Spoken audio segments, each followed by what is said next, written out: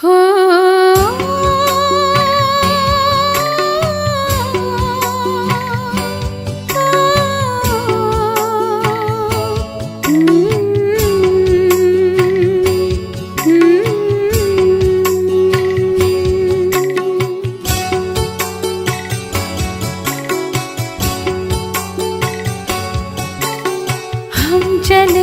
वतन की ओर डाल के प्रेम की डोर, हम चले वतन की ओर डाल के प्रेम की डोर। बाबा खींच रहा है आज सहज ही अपनी ओर, हम चले वतन की ओर।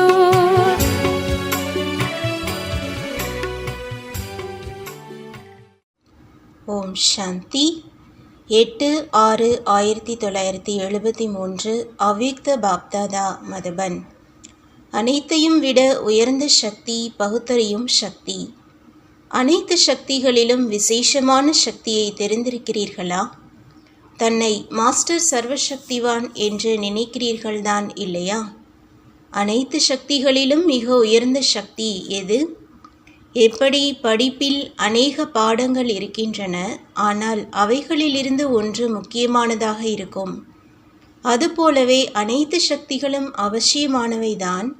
ஆனால் இந்த சக்திகளில் அனைத்தையும் விட உயர்ந்த சக்தி எது? எது அவசியமானதோ அது இல்லாமல் மகாரதி மற்றும் மகாவீரராக ஆவது கடினமாகும். அனைத்துமே அவசியமானவைதான். ஒன்றிற்கு இன்னொன்றோடு சம்பந்தம் இருக்கிறது. ஆனால் இருந்தாலும் நம்பர் 1 ஒன்று இருக்கிறது. அது அனைத்து சக்திகளையும் அருகில் கொண்டு வரக்கூடியது. அது எது? பகுத்தறியும் சக்தி. செல்ஃப் ரியலைசேஷன், தன்னை உணர்வது கூட பகுத்தறியும் சக்திதான். செல்ஃப் ரியலைசேஷனின் அர்த்தமே தன்னைத்தானே பகுத்தறிவது மற்றும் தெரிந்து கொள்வது. முதலில் தந்தையை உணர்வீர்கள், அப்பொழுதுதான் தெரிந்து கொள்வீர்கள் அல்லது அறிந்து கொள்வீர்கள். மேலும் எப்பொழுது அறிந்து கொள்வீர்களோ அப்பொழுது தந்தைக்கு நெருக்கத்தில் மற்றும் சமமாக ஆக முடியும். பகுத்தறியும் சக்திதான் நம்பர் 1 ஆகும். பகுத்தறிவது, இதை நடைமுறையில் பொதுவான வார்த்தையில் அறிமுகம் என்று கூறுகிறோம்.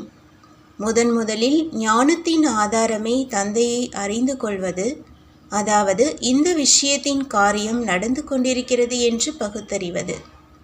முதலில் பகுத்தறியும் சக்தி அவசியமானது. பகுத்தறியும் சக்தியை ஞானம் நிறைந்த நிலை என்று கூறுகிறோம். பகுத்தறியும் சக்தியின் விஸ்தாரம் என்ன? மேலும் அதிலிருந்து என்னென்ன பிராப்தி ஆகின்றது? இந்த விஷயத்தில் உங்களுக்குள் ஆன்மீக கலந்துரையாடல் செய்யலாம். நமக்குள் நாம் ஒருவர் போல் சமமாக இருக்கும் விளையாட்டு விளையாடுபவர்களாக இருக்கிறார்கள் என்றால் விளையாட்டில் கூட மகிழ்ச்சி வருகிறது.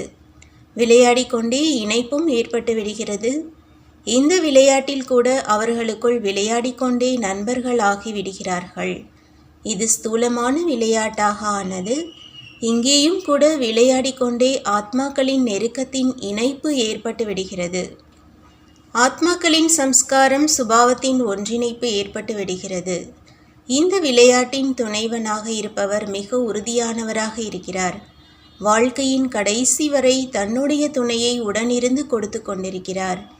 ஆன்மீக விளையாட்டுடன் கடைசி வரை உங்களுக்குள் ஒன்றிணைந்த ஒரு உறவை வைத்துக் கொள்கிறீர்கள்.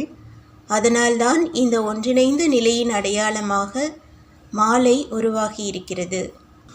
அனைத்து விஷயங்களிலும் எப்பொழுது ஒருவர் இன்னொருவருடன் நெருக்கமாகி விடுகிறார், ஒன்றிணைந்து விடுகிறார் என்றால் அப்பொழுது மணியோடு சேர்ந்து மாலை உருவாகுகிறது. இணைந்திருப்பதின் அடையாளமே மாலையாகும். நல்லது. ஓம் சாந்தி. तुम बच्चों को तो सर्विस करनी है, जो बाबा कहते हैं सबको ये बताओ कि देखो तुम्हारा एम एंड ऑब्जेक्ट ये है, एक गीता है बगैर ये राजयोग है ना बच्चे। कैसे है राजयोग? बिल्कुल सहज है कि बाप को याद करो तो ये वैसा मिलेगा तुमको। ओम शांति।